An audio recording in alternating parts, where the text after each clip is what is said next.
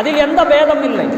திருஞான சம்பந்தருக்கு ஒரு நியாயம், அடியாருக்கு ஒரு நியாயம் என்று சிவபெருமானுடைய அதிகாரத்திலே கிடையாது. அவன் ஆணையும் கிடையாது.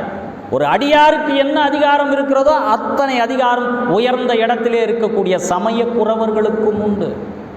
அதனால்தான் அடியாருக்குத்தான், அடியாருக்குள்ளத்தான் சிவபெருமான் வந்து அமர்ந்திருக்கிறான் என்று சொல்வார்கள். ஆலயத்திலே சிவபெருமானை தேடாதீர்கள், அடியார்களுடைய நெஞ்சில் வந்து தேடுங்கள், சிவபெருமான் கிடைக்கும்.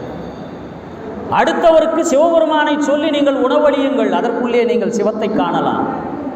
இப்போ அவரை உயிர்ப்பிற்க வைத்து அவர்கள் இருவருக்கும் முதலாக இன்றைக்கு பேசப்படுகின்ற சுயமரியாதை திருமணம் என்று இன்றைக்கு பெரிதாக பேசுகிறார்கள். அதாவது பதிவு திருமணம். அப்படி முதலாக பதிவு திருமணத்தை செய்தவர் யார் என்றால் நம்முடைய திருஞான சம்பந்த பெருமான் தான். சிவபெருமானை தலைவனாக வைத்து, சிவபெருமானை சாட்சியாக வைத்து, வேறு யாரும் இல்லை அதற்கு சாட்சி. உயிர்ப்பித்ததற்கும் சிவபெருமான் சாட்சி, அவர்கள் இருவரையும் திருமணம் செய்து வைத்ததற்கும் அந்த சிவபெருமானே சாட்சியாக நின்றார். ஆக முதல் சுயமரியாதை திருமணம் செய்து வைத்தவர் தான் நம்முடைய தமிழ் திருஞான சம்பந்தர். இன்னொரு செய்தி, இவர் பாடுகின்ற காலத்திலே இவரோடு திருநீலகண்ட யாழ்ப்பாணர் என்ற ஒருவர் இவரோடு வருகிறார்.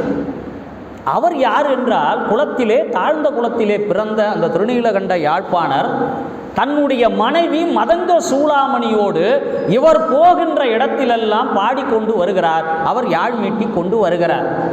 அதிலே இன்னொரு செய்தி, திருஞான சம்பந்தர் எந்த திருத்தலத்திலே பாடல்களை பாடினாலும் அவருடன் வந்த சரணாலய சம்பந்தர் என்பவர் 3 பிரதிகள் அவர் பாடிய பாடலை ஓலைச்சுவடியிலே எழுதுவார். அப்படி எழுதப்பட்ட ஓலைச்சுவடியிலே ஒன்று எந்த திருத்தலத்தில் பாடல் பெற்றதோ அந்த திருத்தலத்திற்கு ஒரு பிரதியை கொடுத்து விடுவார்கள். இன்னொரு பிரதி எப்பொழுதுமே சிதம்பரத்திற்கு சென்றுவிடும். எந்த திருத்தலத்தில் பாடினாலும் அதனுடைய பிரதி என்பது சிதம்பரத்திலே வைத்து பாதுகாக்கப்படும். இன்னொரு பிரதியானது சரணாலய சம்பந்தரிடமே இருக்கும். ஆக அந்த காலத்திலே ஜெராக்ஸ் எடுக்கிற ஒரு விஷயத்தை அன்றைக்கே அவர்கள் சரணாலய சம்பந்தர் மூலமாக நிறைவேற்றினார்கள். இப்படி சரணாலய சம்பந்தர் மூலமாக பாடிய அந்த தேவாரங்கள் அத்தனையுமே பதிவு செய்யப்பட்டவையாக இருந்தன. இப்படிப்பட்ட திருநீலகண்ட யாழ்ப்பாணரும் மதங்க சூளாமணியும் ஒவ்வொரு தலங்களாக சென்று அவர் பாட பாட இந்த திருநீலகண்ட யாழ்ப்பாணர் பண்ணிசைத்து கூட பாடுவதற்கு, பெண் குரல் பாடுவதற்காக மதங்க சூளாமணியும் இவரோடு செல்கிறார்.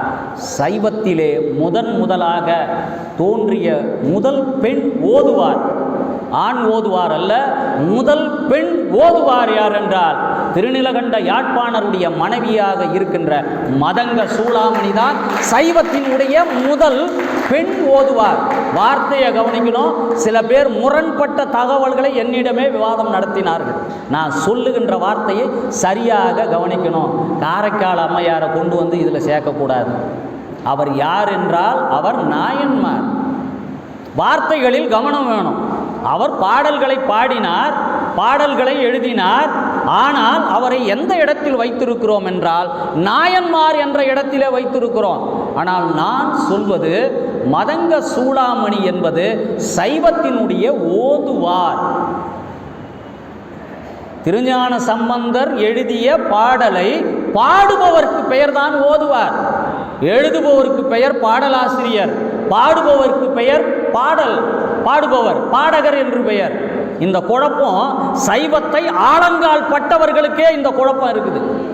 இந்த குழப்பத்தை தெளிவாக புரிய வைக்கிறேன். நாயன்மார்கள் வேறு, ஓதுவார்கள் வேறு, பாடகர்கள் வேறு, பாடலாசிரியர்கள் வேறு என்பதை தெளிவாக புரிந்து கொள்ள வேண்டும்.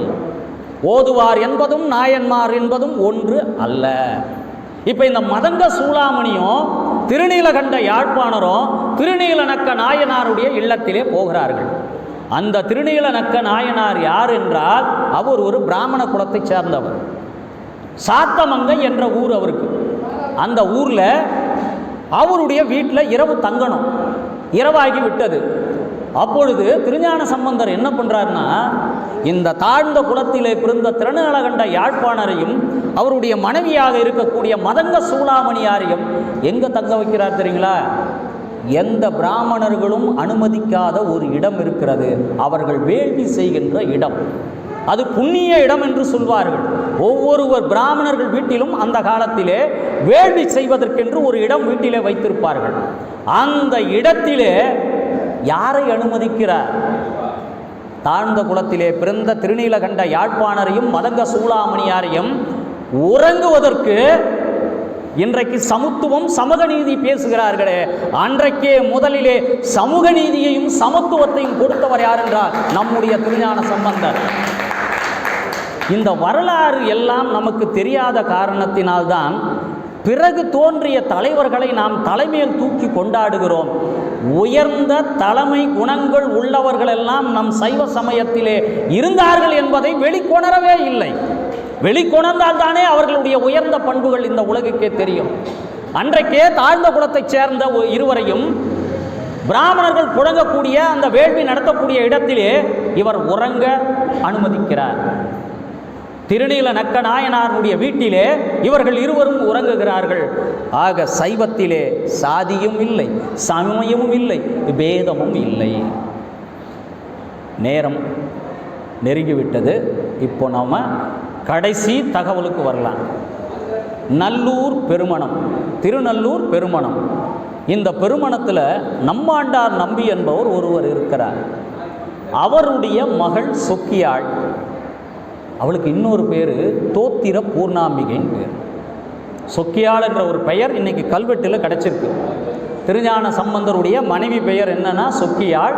வீட்டில் கூப்பிட்ற பெயர் தோத்திர பூர்ணாம்பிகை. அவர்கள் இருவருக்கும் திருமணம் நடக்கிறது. திருமணம் அந்த இது ஊரில் ஆச்சாள்புரம்.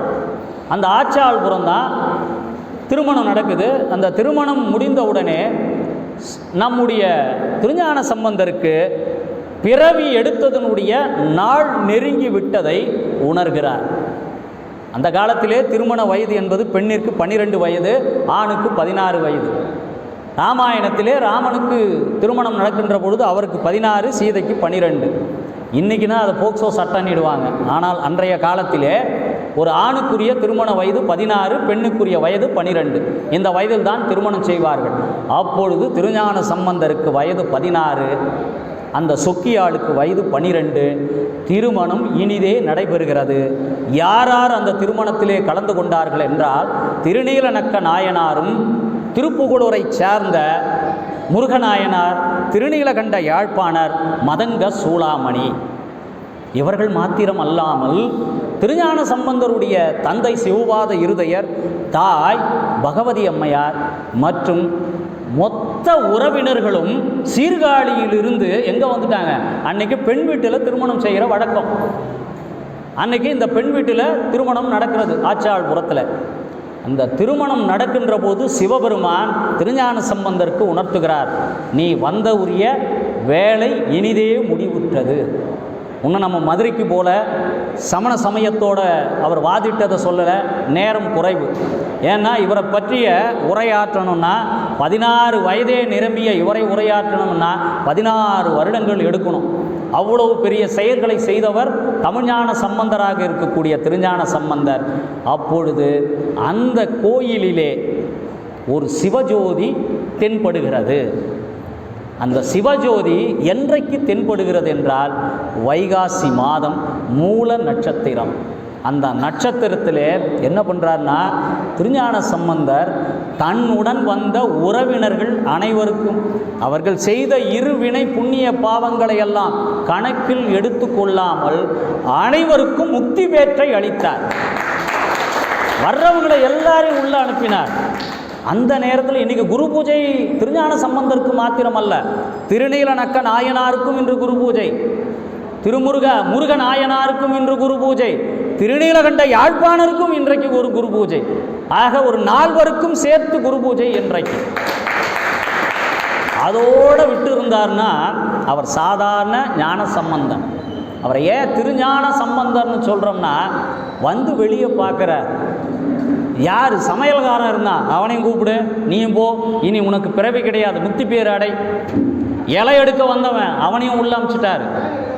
ஆக அந்த திருமண இடத்திற்கு யார் யார் வந்தார்களோ அத்தனை பேருக்கும் இலவச இணைப்பாக முக்தி பேறு கிடைத்தது.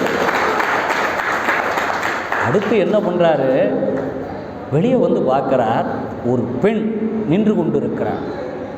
அந்த பெண்ணை பார்த்து அவர் கேட்கிறார், ஏமா எல்லாருமே உள்ளே போயிட்டாங்க, சிவஜோதியில் கலந்து சிவபெருமானுடைய திருவடியை போய் அடைஞ்சிட்டாங்க, நீ ஏமா வெளியே நிற்கிற? அப்போது அந்த பெண் சொன்னா, இன்றைக்கு நான் வீட்டிற்கு தூரமாக இருக்கிறேன், அதனால் நான் கோயிலுக்கு வர இயலாது. இது அந்த பெண் சொன்னது. திருஞான சம்பந்தர் என்ன சொன்னார் தெரியுங்களா? இவ்வளவு பெரிய இந்த ஜோதியிலே உன்னுடைய ஈரமானது எதுவும் செய்யாது, நீயும் வா, உனக்கு முக்தி பேறு. வேறு யாராவது இதை சொல்ல முடியுமா? திருஞான சம்பந்தர் சொன்னார். வீட்டிற்கு தூரமான ஒரு பெண்ணையும் கொண்டு போய் முக்தி அடைய வைத்தார்.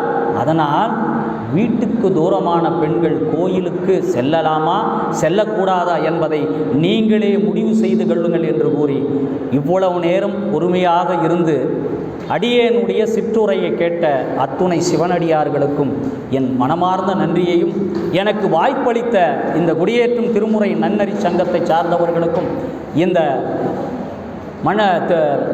மடத்தைச் சேர்ந்தவர்களுக்கும் ஐயா வாசுதேவன் அவர்களுக்கும் என்னுடைய மனமார்ந்த நன்றியை தெரிவித்துக் கொண்டு மீண்டும் ஒரு முறை சந்திப்போம் என்று கூறி விடைபெறுகிறேன். நன்றி, வணக்கம்.